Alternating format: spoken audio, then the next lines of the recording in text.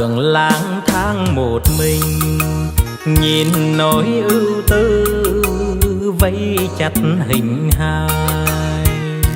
Giờ âm thầm dòng buồn qua phố, dịu nào vui cho mình không nhớ những cuộc tình vừa chắp cánh bay xa.